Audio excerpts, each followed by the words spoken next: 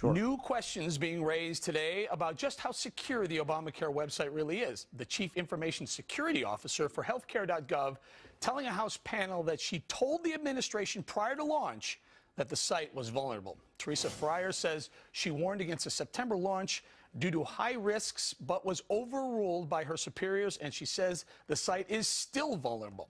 Ohio Congressman Jim Jordan is a member of the House Oversight Committee, which conducted the interview, I believe, on Wednesday. Is that right, Congressman, Wednesday or so? That's right. All right, so tell us about that. That's very important information here. Ms. Pryor says that she knew that the website was going to be vulnerable and warned against an October launch because of the privacy issues and some of the security issues. How come she didn't tell anyone? Right.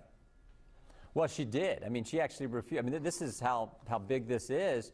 She refused to sign the document called the Authority to Operate document, broke protocol, broke the process that they normally have, and they had Ms. Tavener, who's head of CMS, sign the document. So did Ms. Tavener fully know? We don't know that yet. What did Ms. Sebelius know at that time? We don't know that yet. We need to bring them back in and ask them those questions.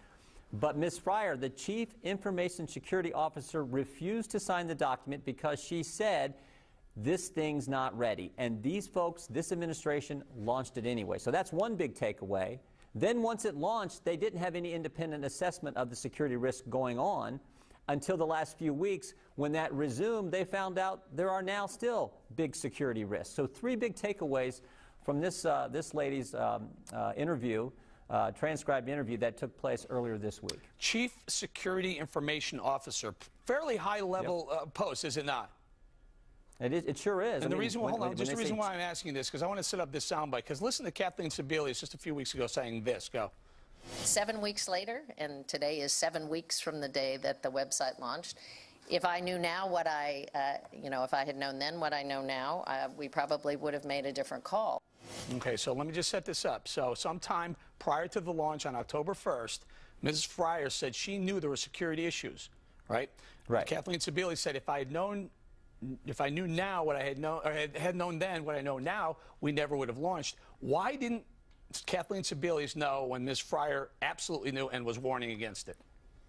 Eric, that's a critical question. What we do know is on September 20th, Ms. Fryer communicated to her superiors that she recommends they not sign the Authority to Operate agreement. So she says, don't launch this thing. It's not ready on September 20th, 10 days before this thing was supposed to launch, the October 1st date. So why Ms. Sebelius didn't learn about that, this fact in that 10-day time frame, anybody's guess. But she needs to come back in and tell us, why didn't you know? And who are the people between Ms. Fryer and Ms. Sebelius who didn't communicate that to Ms. Sebelius if, in fact, she didn't know? When your chief information officer says, or security officer says it's not safe, and you don't know, boy, I got to say, Congressman, I got to say, someone's at fault here. My question is, do you have confidence in Kathleen Sebelius going forward that something like this isn't going to happen yet again? Oh, well, this thing's a mess. I mean, the previous clip and everything, what happened with the president waiving the next thing, one of the many things he's waived in this law. So this thing's a mess, and all of it should be delayed. Frankly, all of it should be repealed. No, I don't have confidence in Sebelius, and frankly, the American people don't either.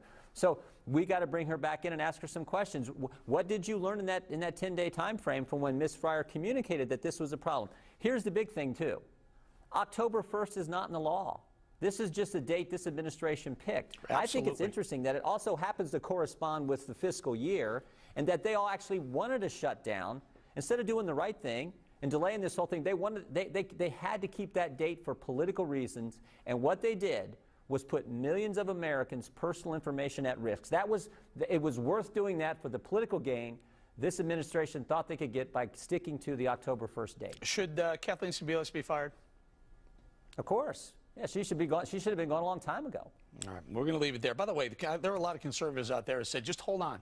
Just hold on. Just give it some time. Delay it for a year. Make sure this thing works, A, and is safe and secure, B. We're going to leave it there. Congressman Jim Jordan, thank you very much.